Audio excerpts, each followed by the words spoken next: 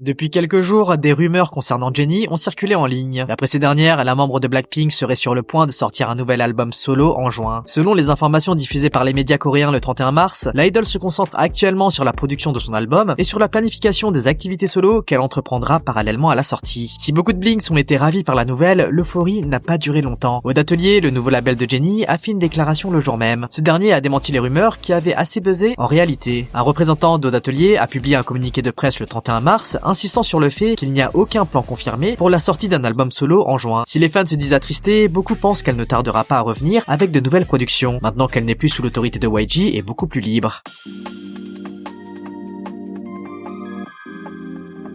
Les netizens ont également été surpris par le passé de Jang Won-young, qui aurait vécu aux États-Unis sous le nom de Vicky. Sur diverses communautés en ligne, les netizens ont discuté de la révélation de Won-young concernant son passé. Connu pour sa maîtrise de l'anglais et sa prononciation, Jang Won-young a constamment attiré l'attention pour ses interactions avec les fans internationaux, au nom du groupe ou ses talents d'interprète pour des événements internationaux. Lors du concert de Hive à Atlanta le 24 mars, Jang Won-young a révélé qu'elle avait autrefois un nom américain lorsqu'elle était jeune, à savoir Vicky. Elle a affirmé, je cite, « Cet endroit, Atlanta, renferme tant de souvenirs précieux pour moi. Cela me fait penser à Vicky, parce que mon nom anglais était Vicky. Aujourd'hui, vous me faites ressentir comme si j'étais Vicky à nouveau. Merci beaucoup. » Les propos de l'idol ont surpris bon nombre de fans qui ont exprimé leur surprise face à ce nom. Et sur Bubble, Jang Won-young a elle-même pris la parole pour évoquer ses souvenirs d'Atlanta. En fait, beaucoup se disent choqués de voir que Jang Won-young a vécu aux US. C'est une info qui n'a jamais été rapportée ou même mentionnée par l'idol. Sur les forums, on pouvait lire diverses réactions comme « Je pensais qu'elle avait juste fréquenté une maternelle anglaise, mais elle a vécu aux US ? Est-ce que j'étais le seul à ne pas le savoir ? Je me demande combien de temps elle y a vécu. Peut-être qu'elle y voyageait tout en apprenant l'anglais à la maternelle. » Certains pensent que Won-young n'a pas habité à Atlanta, mais y a juste voyagé pendant un temps assez long pour y avoir des souvenirs. Dans les messages Bubble, la membre d'Hive affirme être restée un moment à Atlanta, mais ne dit pas y avoir habité. C'est pourquoi beaucoup se disent confus, affirmant être curieux de la vie de Won-young avant de devenir trainee.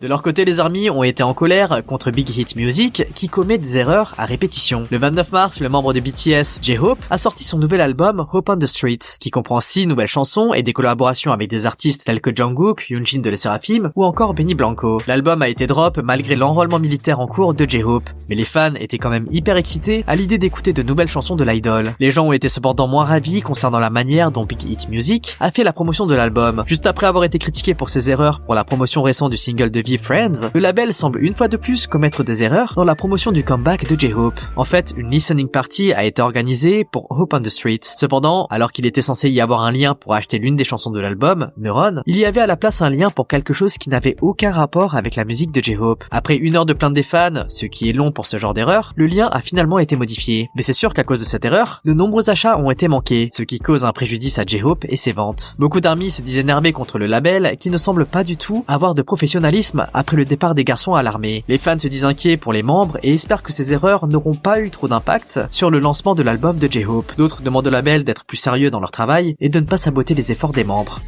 Bon allez, on passe aux actus feel good.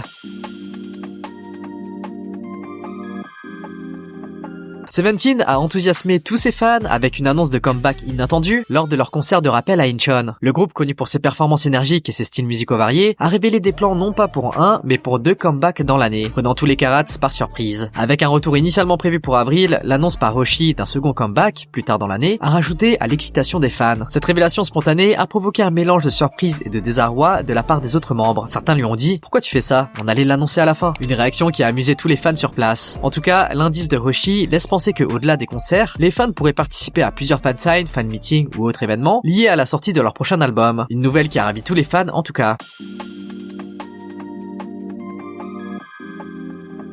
Les ARMY ont aussi été ravis de la dernière apparition de V. Le membre de BTS a été repéré au stade de Gangwon pendant le match intense qui opposait l'équipe au FC Séoul le 31 mars. Accompagné de camarades soldats, la présence de V au stade pour regarder le match a attiré beaucoup d'attention. Diffusé sur le grand écran du stade, l'idol a salué ses fans avec un grand sourire et son signe V. Un moment qui est rapidement devenu viral dans les communautés en ligne. Les fans ont été super contents de le voir en pleine forme et aussi souriant, beaucoup affirmant qu'il a l'air beaucoup plus en forme maintenant que lorsqu'il était idol.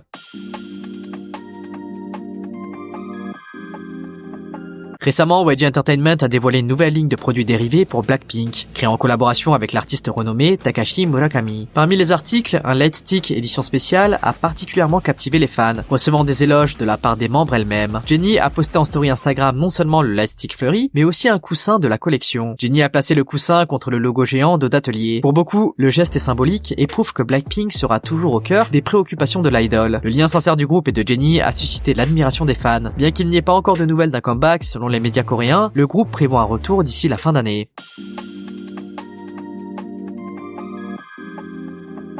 De l'autre côté, de nombreux internautes se disent suspicieux concernant le succès des débuts d'I-Elite. Formés à travers l'émission de survie Are You Next, les débuts d'I-Elite étaient très attendus. Même avant ses débuts, le groupe était un sujet de débat, pour de bonnes raisons, mais également pour de mauvaises, perdant une membre avant la sortie. En tout cas, I-Elite a officiellement fait ses débuts le 25 mars avec Magnetic, un titre qui a initialement suscité des comparaisons avec New Jeans et les Seraphim, mais qui semble avoir convaincu les netizens. Le clip vidéo compte à peu près 20 millions de vues et le groupe a vendu 291 000 albums, selon le classement Hanteo. Voit également dans leur totaux de streaming, y compris sur Spotify où le groupe compte plus d'1 million d'auditeurs mensuels et a battu le record de stream la première semaine pour un album rookie. Cependant, ce succès a été accueilli avec beaucoup de doutes de la part des internautes. Sur les tweets qui ont relayé les records du girls band, beaucoup ont accusé Hybe de payer des streams pour que leur début se démarque. Certains ont même utilisé le nombre de streaming de groupes établis comme Yoja Idol en comparaison pour montrer que les chiffres ne tenaient pas la route. De l'autre côté, beaucoup ont défendu le succès du groupe, citant diverses raisons pour lesquelles leur succès a été si grand immédiatement.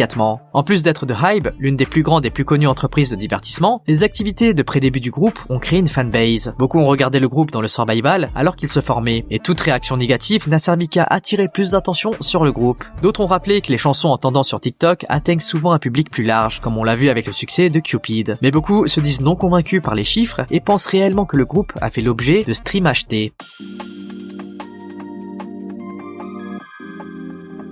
Finalement, cette semaine, c'est Baby Monster qui a attiré l'attention des netizens. À l'approche de la sortie du premier mini-album de Baby Monster, qui a été drop ce 1er avril, le label avait partagé un aperçu des pistes pour les 7 chansons de l'album. La tracklist inclut des chansons précédemment publiées comme Batter Up et Stuck in the Middle, version 7 membres, ainsi que 4 nouvelles chansons, Monsters, Shish, Like That et Dream. Mais le teaser n'a pas été super bien accueilli par les fans. Beaucoup semblent penser que YG Entertainment tente de recycler de vieux sons et concepts de girls group passés comme 2NE1 et Blackpink, plutôt que de donner un style distinctif au groupe. D'autres pensent que le style auquel l'entreprise s'accroche est juste globalement dépassé et a sérieusement besoin d'un renouveau. Mais le groupe a plus largement fait face à énormément de déceptions de la part des netizens concernant le comeback. La sortie de Shish a été attendue avec impatience par les fans, qui voulaient voir à quoi ressemblait un titre avec le groupe au complet. Cependant, beaucoup n'ont pas été satisfaits par le titre. Le MV a déjà recueilli plus de 20 millions de vues quelques heures seulement après sa sortie, et les posts sur Nightpan des netizens après minuit ont atteint plus de 600 commentaires sur les forums en ligne. Beaucoup ont fait des comparaisons avec Blackpink et certains ont également exprimé une préférence pour le titre précédent du groupe, Better Up. De l'autre côté, des fans ont également fait l'éloge des filles pour les chorégraphies, certains saluant cette dernière comme dépassant largement les attentes. Mais globalement, les opinions étaient largement partagées sur l'ambiance de la chanson et l'esthétique du MV. Les internautes affirmaient qu'il n'y avait aucun progrès par rapport au style habituel de YG. En ligne, on pouvait lire: si c'était sorti il y a 10 ans, je pense que ça aurait été un véritable succès. Pourquoi le MV a l'air bon marché tout en ayant l'air d'avoir coûté cher? Oh là là, où sont passées toutes les bonnes vibes de YG? Les seuls commentaires positifs étaient centrés sur le talent individuel des membres, particulièrement en rap et en danse. Pareillement, on pouvait lire: j'adore quand Chiquita est au centre. La Corée est bien meilleure que ce que je pensais et je trouve les membres vraiment talentueuses. Changez juste le réalisateur du MV et le producteur et là ça ira. Les critiques des netizens se sont aussi dirigées vers la communication de YG. Yang Yeon-sok, qui est à la tête de la direction du groupe, a affirmé que Shish était les débuts officiels du groupe puisque maintenant Baby Monster est au complet. La communication officielle du label suit également cette logique car le titre a été mentionné comme début officiel de Baby Monster.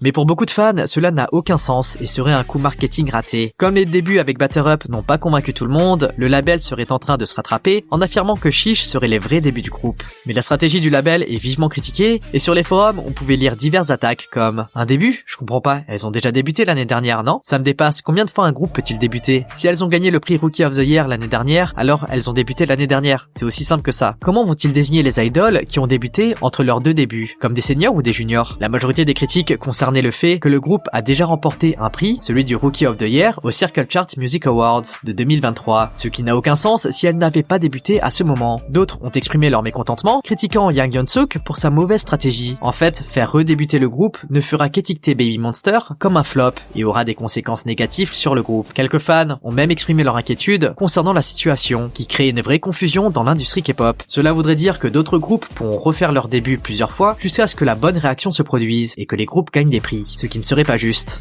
Et vous en pensez quoi de tout ça? Bon les amis, on se retrouve samedi pour une autre actu K-pop et dimanche pour le live habituel. En attendant, lâchez votre like, abonnez-vous et activez la cloche. Allez, on se dit à toutes et bye bye.